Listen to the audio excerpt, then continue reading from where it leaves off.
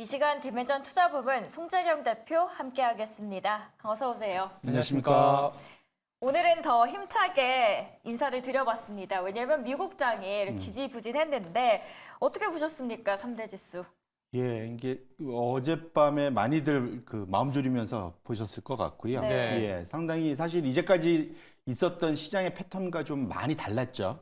보통은 경제 지표가 악재로 나오면 시장은 호재로 반응하는 전형적인 그런 장이 지속되다가 어제는 거꾸로 시장이 그렇게 기다리던 CPI가 시장의 예상보다 상당히 많이 하향 안정화됐음에도 불구하고 오히려 소위 빅테크 중심으로 큰 조정이 있었다는 것 측면에서는 어젯밤 자체가 상당히 좀 제 개인적으로 보면 지난 상당 기간의 그런 장기 흐름의 변화의 조짐, 일종의 약간의 변곡점 이렇게 좀 지켜볼 필요가 있겠다. 그래서 당분간은 현재 이러한 변동성이 확대되는 것에 대해서 계속 대응하실 필요가 있겠다 이렇게 말씀드립니다.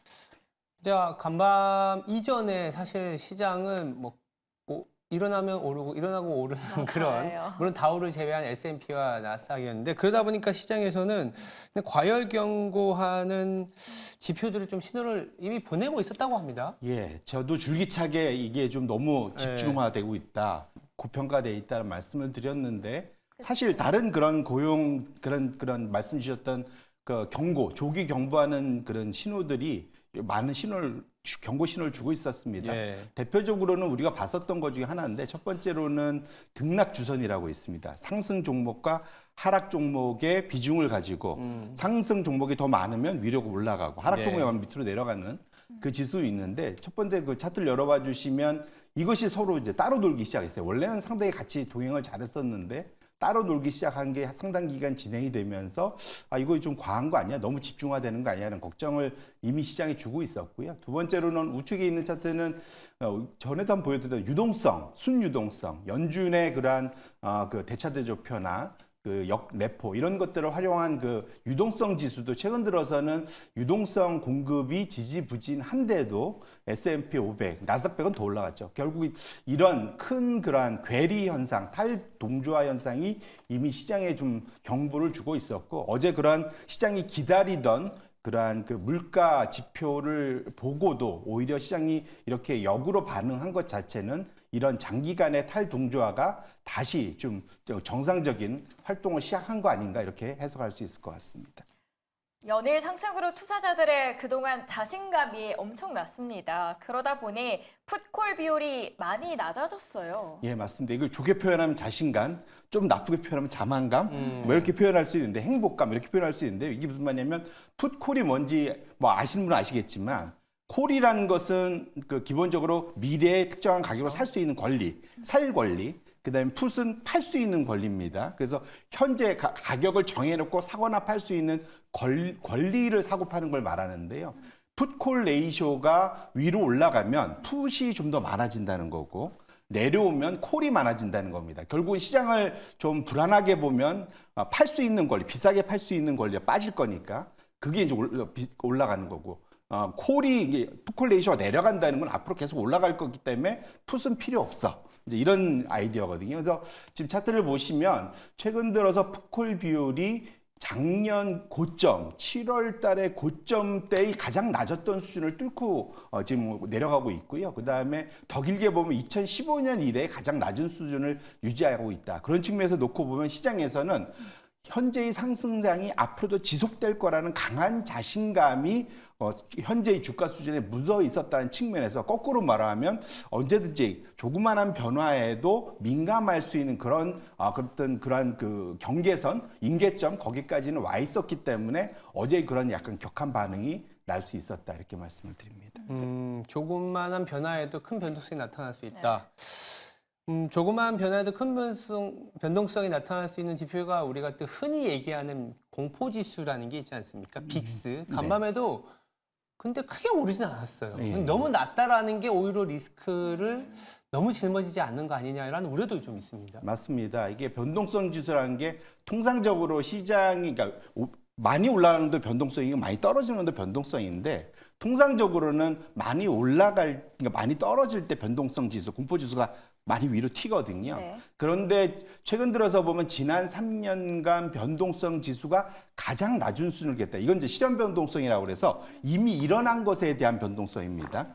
지금 보시면은 2021년 이후로 가장 낮은 수준을 S&P 500 대형주에서도 나타나고 있고, 두 번째로는 소형주 변동성도 상당히 좀 낮은 수준에 있었기 때문에, 그렇기 때문에 상당히 어제의 그런 큰 변동성이 있었을 수 있다 보셔야 될 것 같고, 임플라이드 소위 볼러티리티라고 해서 향후 30일간 일어날 것에 대한 변동성 지수도 여전히 낮았어요. 아까 저희 앵커님이 말씀 주셨던 현재의 지수는 얼마 못 올라갔다. 이것도 여전히 앞으로 30일간 일어날 것에 대한 변동성을 말씀하시는 거거든요.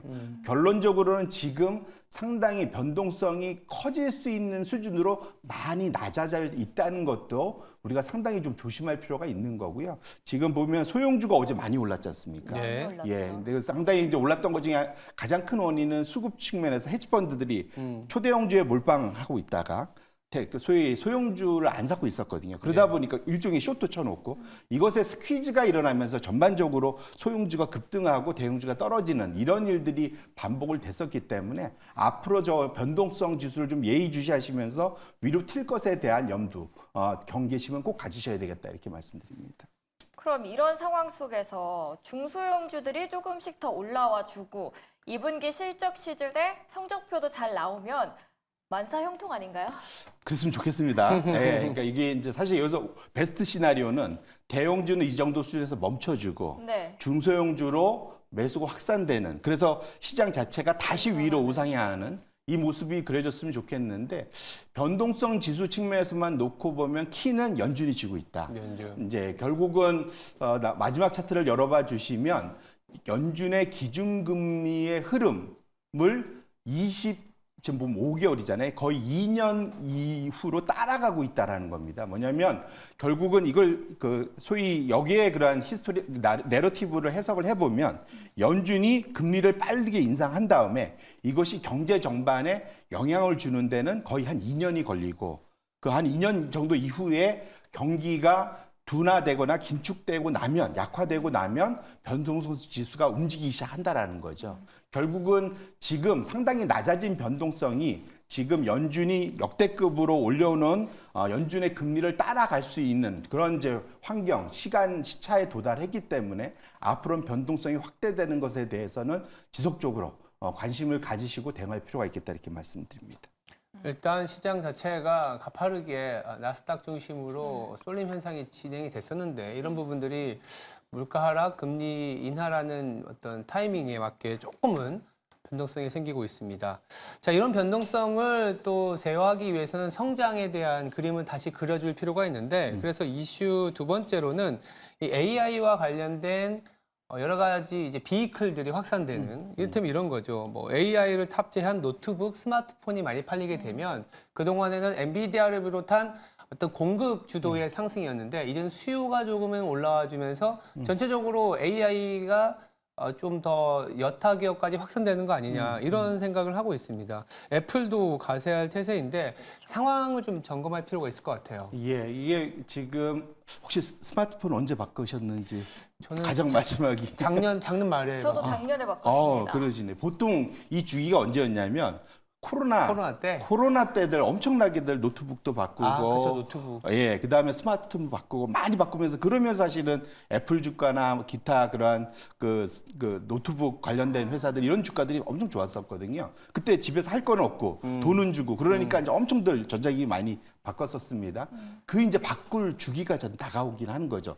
이미 한 3, 4년 지났잖아요. 그러다 보니까 기대감인데, 이때 마침 AI라는 좋은 이제 마케팅 포인트가 생긴 거다. 그런 측면에서 상당히 올해 내년으로 이제 그 기대감이 커지고 있다 말씀드리고 싶고, 확실히 고가형 PC나 스마트폰에 AI를 탑재해서 그런 소비자들의 소비 심리를 자극하는 그런 것들이 지금 벌어지고 있는데요.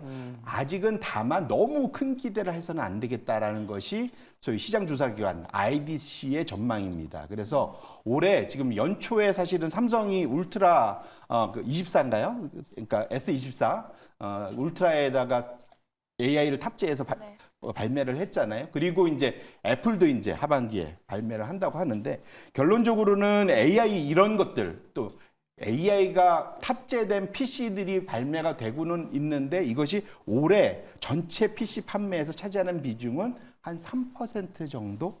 그리고 이제 이것이 서서히 늘어날 거다.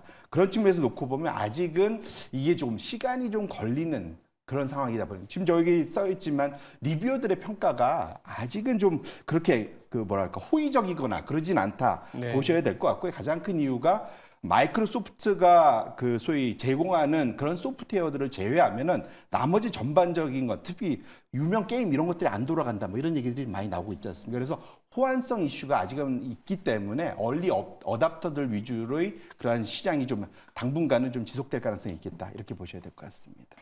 이 스마트폰 AP 시장에 절대 강자 퀄컴이 있는데 퀄컴이 노트북 시장에 진입한 게 저는 좀 흥미롭더라고요. 네. 반응은 어떤가요, 시장에서는? 아, 이게 한마디로 연표이죠. 개업발이라고 하나요? 야하. 아, 이게 퀄컴이 PC 시장에 원래는 스마트폰에 하던데 이 PC 시장에 진입을 했습니다. 그래서 6월 달 얼마 안 됐죠. 네. 한두 주 전에 삼성하고 손잡고 이제 발매를 하고 이렇게 됐었는데 효과가 있었습니다. 그래서 두 번째 차트를 열어봐 주시면 전체 그 주에 판매된 노트북 중에 미국에서입니다. 노트북 중에 20%가 AI에 최적된 그런 CPU가 장착된 그러한 이제 컴퓨터 판매가 많이 늘었다라는 거죠. 그래서 상당히 급증을 해서 기대감을 갖게 하는 것만은 분명한데 다만 이거 여기도 똑같은 평가입니다. 근데 써보니까 이거를 사는 사람들 이유가 AI 때문에 사는 게 아니라 이 퀄컴이 스마트폰용 그런 AP를 개발하던 회사잖아요. 그러다 보니까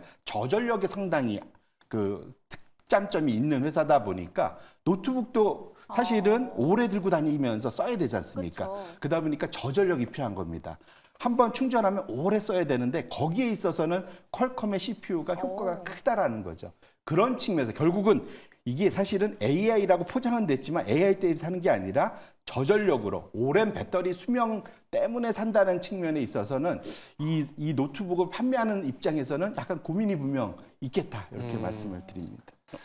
자, 그리고 우리가 이번 주에 애플이 미국 시장에서 글로벌에서 시총 1등으로 올라설 수 있었던 이유 중에 하나가 바로 AI 스마트폰의 판매이고 올해 그래도 한 10% 이상의 어떤 판매를 목표한다 이렇게 발표를 했거든요. 어떻게 네. 봐야 될까요? 맞습니다. 애플 입장에서는 올해 주가가 좀 오르긴 했지만 M7 중에서 제일 사실은 부진했죠. 예, 제일 부진한 종목 중에 하나고 이걸 만회할 수 있는 대표적인 것으로 말씀 주신 대로 AI 탑재 스마트폰을 출시하는 아이폰 16이죠. 이걸 가지고 연말 그러니까 하반기에 9천만 대 판매하겠다. 이게 작년 같은 하반기에는 8,500만 대 정도 판매를 했었거든요. 그래서 이제 한 10% 가까운. 근데 이게 작년에 8,500만 대가 잘한 거였냐? 못했었을 때입니다. 그러니까 소위 기저효과가 낮은 측면에서 이제 기대를 하고 있는 거고요. 확실히 이제 이런 아이폰, 그러니까 AI가 탑재된 고가 스마트폰이 팔릴 수 있는 그러한 것들이 측면에서 본다면 확실히 하반기에 애플 입장에서는 이것이 가장 큰 주력 판매가 되고 마케팅 차원에서도 이것이 잘 돼야만 되는 그런 상황이다. 다만 이게 중국이 상당히 큰 시장인데 중국에서는 AI 스마트폰 판매가 상당히 늦어질 것 같아요.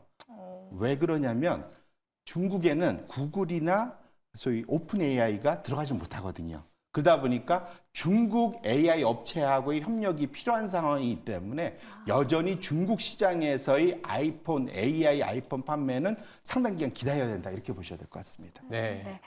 AI에 대한 이야기까지 저희 들어봤습니다. 디멘전 투자부의 송재경 대표와 함께 했습니다. 대표님 감사합니다. 감사합니다. 고맙습니다.